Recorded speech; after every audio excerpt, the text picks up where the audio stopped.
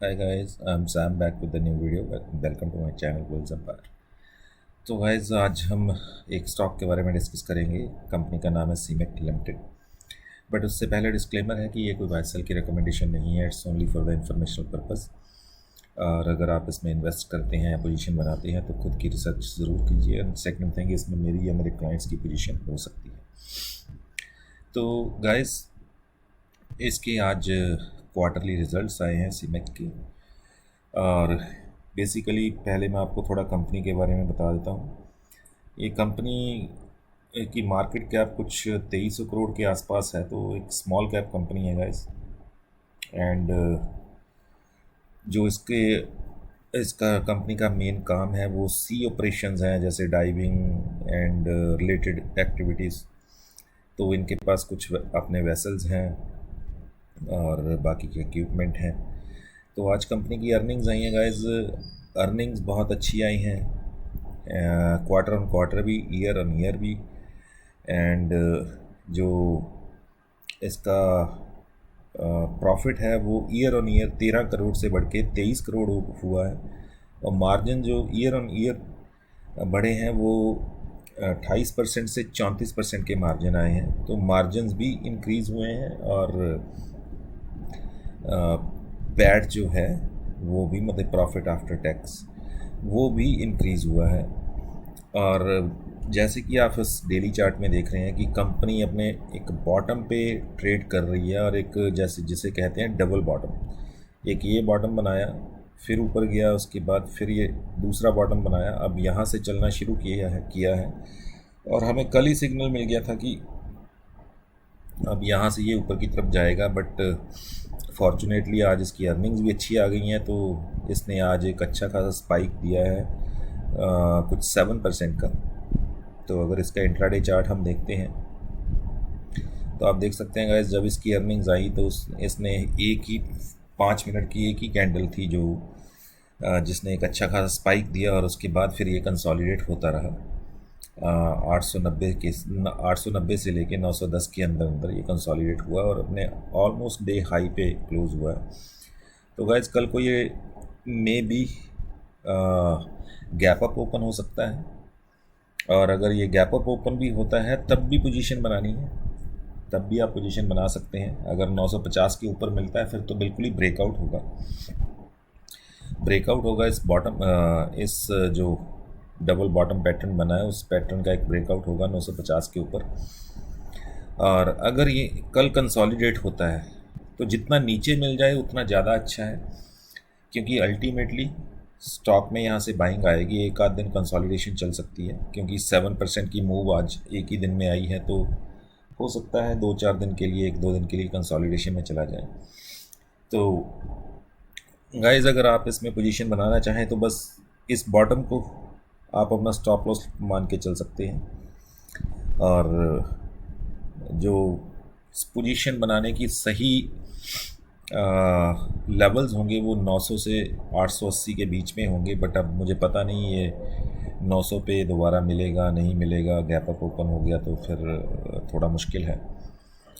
But अगर सही stop loss मान के चलेंगे तो ये 820 का 825 का स्टॉप लॉस बनता है, क्योंकि यहाँ पे भी सपोर्ट ली थी, फिर यहाँ पे ली, अब तीसरी बार यहाँ पे सपोर्ट ली है। तो ये एक स्ट्रॉन्ग सपोर्ट की तरह काम करेगा ये लेवल। और गाइस इसका जो पहला टारगेट रहेगा वो 1150 का रहेगा। तो यहाँ से तकरीबन आप मान के चल सकते हैं कि 15 से 20% की मूव 900 से भी आपको, 900 वाले लेवल से भी आपको 15 से 20% की मूव ऊपर की तरफ बड़ी इजीली मिल सकती है आने वाले कुछ ही दिनों में। 2 वीक आप मैक्सिमम लगा के चल सकते हैं। तो 1150 के टारगेट के लिए और 820-25 का स्टॉप लॉस लेके आप इसमें किसी भी लेवल पे पोजीशन बना सकते हैं, किसी भी लेवल इन द सेंस कि 900 के आसपास 10-20 रुपये ऊपर मिले, 10-20 रुपये नीचे मिले। तो अगर ऊपर मिलता है तो 50% ऑफ द बाइंग आप उस लेवल पे करिए, और थोड़ा नीचे आए तो बाकी की 50% कीजिए। और अगर 900 के आसपास मिल जाए तो आप अपनी वन टाइम बाइंग करके जो भी आपकी जितनी कैपिटल भी आप इन्वेस्ट करना चाहते हैं, तो आप वन टाइम इन्वेस्टमेंट 900 के आसपास कर सकते हैं। तो 1150 का गाइस हमारा टारगेट रहेगा। एंड अगेन 820-25 का इस बॉटम का आपने स्टॉप लॉस रखना है, और इससे सेफ स्टॉप लॉस नहीं होगा, क्योंकि इस कैंडल का लो भी ऑलमोस्ट यही बॉटम है, और अदरवाइज़ ये डबल बॉटम पैटर्न है। और डबल बॉटम पैटर्न में यूजली अगर आप टेक्निकली भी देखेंगे, अगर इसकी अर्निंग्स ना भी आई होती तो भी जो डबल बॉटम पैटर्न होता है तो वो यहाँ तक जाएगा ही जाएगा, चाहे वो एक हफ्ते में चला जाए, चाहे वो 10 दिन ले ले, चाहे वो 15 दिन ले ले, बट वो यूजली अपना पैटर्न जो है उसको कंप्लीट करता ही करता है। तो मोस्ट ऑफ द केसेस में गाइस इसकी कोई गारंटी तो स्टॉक मार्केट में किसी चीज़ की नहीं है। ठीक है गाइस, तो बाकी यूएस इन्फ्लेशन का डाटा आ गया है और लोअर देन एक्सपेक्टेड आया है, जिसे कि हम एक अच्छा सिग्नल मान सकते हैं मार्केट्स के लिए। इसीलिए डो जोन जो है वो ऑलमोस्ट 500 पॉइंट प्लस पे 500 पॉइंट प्लस पे काम कर रहा है। और जो SGX निफ्टी है वो मैं आपको दिखाई देता हूँ। तो SGX निफ्टी आप देखिए, ये 17,729 पे काम कर रही है, और 17,335 का ना 17,735 का इसने हाई बनाया है। तो हम ऑलमोस्ट यहाँ पे क्लोज हुए थे कुछ 17,540-50 के आसपास। एंड तो ऑलमोस्ट 200 पॉइंट प्लस है मार्केट इस वक्त। सुबह तक मुझे नहीं पता ये इस लेवल को सस्टेन करेगी या नहीं करेगी, बट अभी तक के लिए 200 पॉइंट प्लस है। एंड अगर आप देखें तो क्रूड जो है वो भी ऑलमोस्ट 96 पे चल रहा है। जो डॉलर इंडेक्स है, डॉलर इंडेक्स जो है वो 104 105 के आसपास चल रही है, वो भी नीचे है 106 107 से। तो सभी जो ग्लोबल फैक्टर्स हैं वो सभी पॉजिटिव हैं कल की मार्केट के लिए। तो होपफुली कल आप एक अच्छी खासी गैप अप ओपनिंग देख सकते हैं। तो गैप अप ओपनिंग में मैं ज़्यादा उस पर बात नहीं करूँगा गाइस, फिर वीडियो ज़्यादा लंबी हो जाती है। बट हाँ, निफ्टी पे अगर हम डिस्कस थोड़ा सा कर लें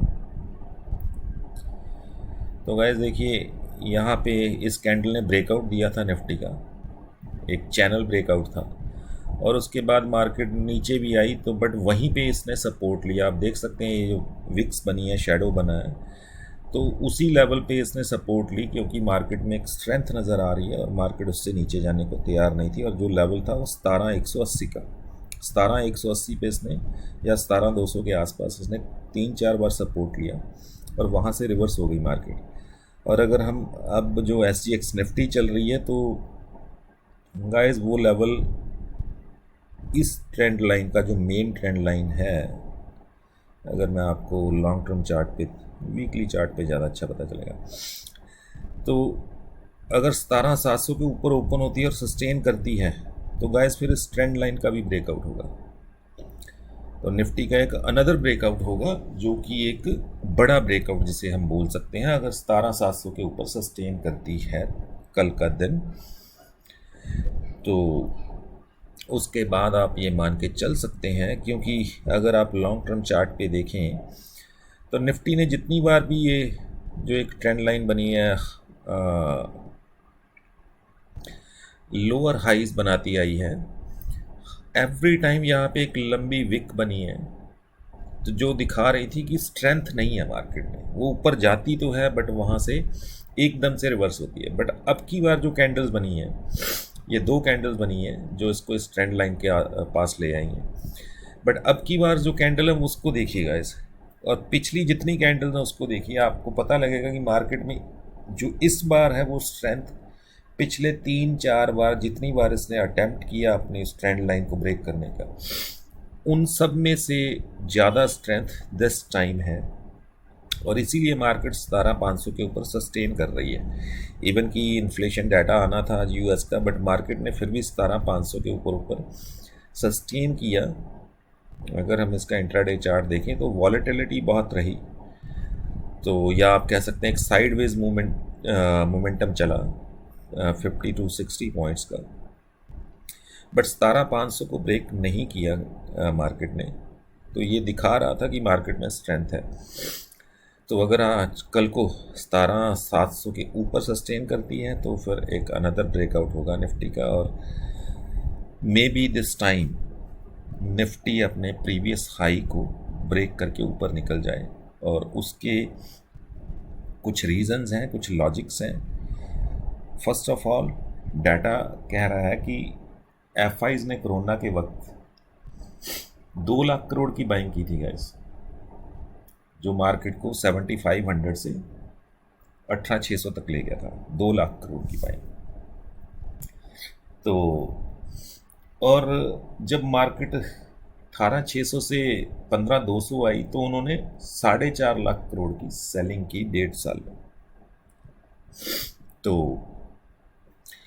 अब उनका जो 2 लाख करोड़ था वो 4.5 लाख करोड़ बन चुका था, और उन्होंने प्रॉफिट बुकिंग की, अपने पैसे को डबल या 2.5 गुना करके प्रॉफिट बुक किया और उन्होंने एग्जिट किया, क्योंकि उन्होंने अमेरिकन बैंकों से पैसा ले रखा था लोवेस्ट रेट ऑफ इंटरेस्ट पे।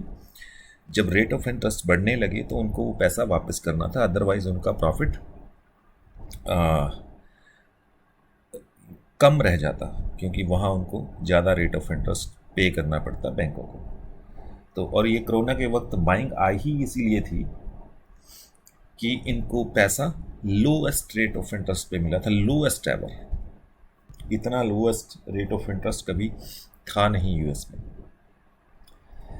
तो अब वो प्रॉफिट बुकिंग हो चुकी है, अब इनको री इन्वेस्ट तो कहीं ना कहीं करना था। और इस वक्त जो इंडियन इकोनॉमी है वो European economy, American economy, Chinese economy या एशिया में भी सबसे स्ट्रांग खड़ी है। Europe as compare to Europe, as compare to Asia, other countries. तो इंडियन इकोनॉमी स्ट्रांगनेस या स्ट्रेंथ दिखा रही है, और जो इन्फ्लेशन है वो भी थोड़ी कंट्रोल में है as compare to other countries. Japan की इन्फ्लेशन बहुत ऊपर जा चुकी है, यूरोप की इन्फ्लेशन डबल डिजिट में आ चुकी है, अमेरिका की इन्फ्लेशन 9% से ऊपर चली गई थी, बट इंडिया की फिर भी 7 पॉइंट समथिंग है, तो लेस देन 8% की, लेस देन 8% है। तो ये कुछ लॉजिक हैं। अब उनको री इन्वेस्ट करना था, तो फिर जो स्ट्रॉन्गेस्ट इकॉनमी होती है वहीं इन्वेस्ट करना सबकी फेवर में होता है। तो अब वो पैसा वापस आ रहा है, बट अब वो वाला पैसा वापस आ रहा है जो उनका अपना है, बैंकों से उठाया हुआ नहीं। तो अब अगर हम ये सोचें कि वो 1 लाख करोड़ भी इन्वेस्ट करते हैं वापस, तो वैसे अगर वो 7500 से निफ्टी को 18,000 ले गए थे 2 लाख करोड़ में, तो 1 लाख करोड़ में वो 15,000 से मुझे लगता है 20-21,000 ले जा सकते हैं। अभी तक उन्होंने 20,000 करोड़ भी इन्वेस्ट नहीं किया, और मार्केट आप देखिए 2300 पॉइंट ऊपर है। अगर 20,000 करोड़ में 2300 पॉइंट ले गए तो 4 गुना और लगाएंगे तो फिर 8,000 पॉइंट ऊपर बनता है ना गाइस। ठीक है, तो 8,000 पॉइंट यहाँ से, तो वो तो 25,000 बन रहा है फिर निफ्टी का, कि वो 25,000 ले जाएंगे। बट एनीवे हम वहाँ तक का नहीं सोचते, हम सिर्फ अभी का सोचते हैं कि अब री इन्वेस्टमेंट हो रही है, इसीलिए निफ्टी में स्ट्रेंथ है, इसीलिए स्टॉक्स में स्ट्रेंथ है। मिड कैप, स्मॉल कैप अपना नए से नया हाई बना रहे हैं, इवन कि सम लार्ज कैप भी अपना नया हाई बना रहे हैं, जैसे कि मारुति अपने हाई के आसपास है, बजाज ऑटो, बाकी टीवीएस मोटर, एमएनएम, इन सब ने अपना नया हाई बना दिया है। तो सो गाइस, मार्केट में बाय ऑन डिप की स्ट्रैटेजी में रहें। अगर आप इंडेक्स में काम करते हैं तो जहाँ डिप मिले वहाँ बाय करें, इंट्राडे में डिप मिले बाय कीजिए, पोजीशनल डिप मिले बाय कीजिए। आप पोजीशन बना के रखना चाहते हैं या आप इंट्राडे में करते हैं तो डिप में बाय कीजिए। अभी के लिए यही स्ट्रैटेजी काम करेगी निफ्टी में। बाकी जैसे जैसे डाटा आता जाएगा तो मैं आपको निफ्टी का भी अपडेट करता रहूँगा। तो so that's it guys, video काफ़ी लंबी हो चुकी है। कल के लिए स्टॉक है जिस पे आपको नज़र रखनी है, अपनी वॉच लिस्ट में रखना है, सीमेक। और and we'll see you with the next video, and bye bye for now. Thanks for watching guys.